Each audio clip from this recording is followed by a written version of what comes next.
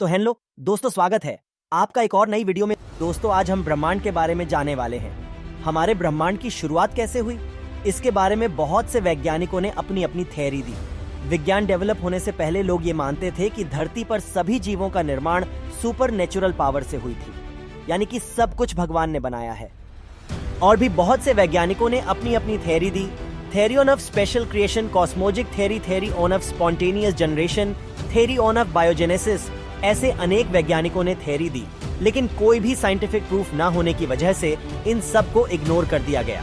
बाद में हेंकल नामक साइंटिस्ट ने सेल्फ असेंबली थ्योरी दी। उनके मुताबिक यह ब्रह्मांड अलग अलग केमिकल के रिएक्शन से उत्पन्न हुआ है। इनकी थ्योरी को chemical evolution on off life भी कहा जाता है। बाद में रशियन साइंटिस्ट अलेक्जेंडर ऑपरन 1924 और ब्रिटिश बायोलॉजिस्ट JBS हॉल्डेन 1929 ने किसी थ्योरी के माध्यम से बिग बैंग थ्योरी दी। तो चलिए दोस्तों, देखते हैं big bang theory. Big bang का मतलब है महाविस्फोट। बिग बैंग सिद्धांत लगभग 13.8 अरब वर्ष पहले हुए एक विशाल विस्फोट के माध्यम से ब्रह्मांड की उत्पत्ति की। ब्रह्मांड की शुरुआत एक अविश्वसनीय रूप से छोटे और घने बिंदु के रूप में हुई, जो अरबों वर्षों में तेजी से विस्तारित और ठंडा हुआ। कल्पना कीजिए कि आपके हाथ में एक गुब्बारा है जिसमें हवा निकल गई है। यदि आप गुब्बारे में हवा भरेंगे तो वह फूल जाएगा और बड़ा हो जाएगा। ये वैसा ही है जैसा ब्रह्मांड की शुरुआत में हुआ था। ब्रह्मांड की शुरुआत एक अविश्वसनीय रूप से छोटे और घने बिंदु के रूप में हुई, जो एक परमाणु से भी बहुत छोटा था। अचानक लगभग 13.8 अरब वर्ष पहले बिग बैंग नामक प्रक्रिया में इस छोटे और घने बिंदु का तेजी से विस्तार हुआ। जैसे जैसे ब्रह्मांड का विस्तार हुआ, यह भी ठंडा होता गया, ठीक उसी तरह जैसे एक गुब्बारा फैलने के साथ साथ ठंडा होता जाता है। बिग बैंग के बाद ब्रह्मांड इतना गर्म और घना हो गया था कि यह रेडिएशन और पार्टिकल्स यानी कि कणों से भर गया था।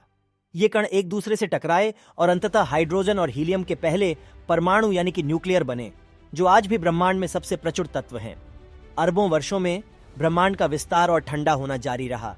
गुरुत्वाकर्षण ने इस प्रक्रिया में एक प्रमुख भूमिका निभाई, जिससे पदार्थ एक साथ टकराए और आकाश गंगाओं, तारों और ग्रहों का निर्माण हुआ। हमारा अपना सौर मंडल उस विशाल ब्रह्मांड का एक छोटा सा हिस्सा है, जो बिग बैंग के परिणाम स्वरूप बना है। बिग बैंग सिद्धांत इस बात की व्याख्या है कि वैज्ञानिक प्रमाणों के आधार पर ब्रह्मांड की शुरुआत कैसे हुई। यह एक आकर्षक अवधारणा है जो हमें हमारे ब्रह्मांड की उत्पत्ति को समझने में मदद करती। बाद में गर्माहट और ठंडा वातावरण के परिणाम स्वरूप स्तरीकरण हुआ और भारी तत्व जैसे निकल और लोहा कॉपर में चले गए, और हल्के गैसेस जैसे helium, hydrogen, nitrogen, oxygen, carbon आदि सतह पर रह गए। फिर उन्होंने पृथ्वी के वायुमंडल का निर्माण किया। पृथ्वी का अब का वातावरण वर्तमान वातावरण से काफी भिन्न था। इस वक्त वातावरण बहुत गर्म था। जैसे जैसे यह धीरे धीरे ठंडा हुआ, हल्के तत्वों ने एक दूसरे के साथ रिएक्शन यानी कि प्रक्रिया करना शुरू कर दिया।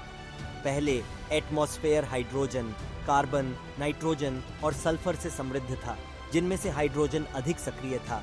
इसने अन्य तत्वों के साथ प्रतिक्रिया यानी कि रिएक्शन करके पृथ्वी पर CH3 ammonia, NH4 methane, H2O water और H2S हाइड्रोजन सल्फाइड जैसे केमिकल बनाए। जैसे जैसे पृथ्वी का तापमान कम हुआ, भाप संघनित होकर पानी में बदल गई, जिसके परिणाम स्वरूप भारी वर्षा हुई और यह वर्षा 2000 सालों तक चली और पृथ्वी धीरे धीरे ठंडी हो गई। वर्षा का पानी भूमि पर एकत्रित होकर नदियों, झरनों, झीलों, समुद्रों और महासागरों का निर्माण करने लगा। परंतु अभी भी वायुमंडल नहीं बना था। इसमें ओझोना परत होती है और इस प्रकार पराबैंगनी विकिरण यानी कि सूर्य के हार्मफुल किरण सीधे पृथ्वी की सतह तक पहुंचते हैं।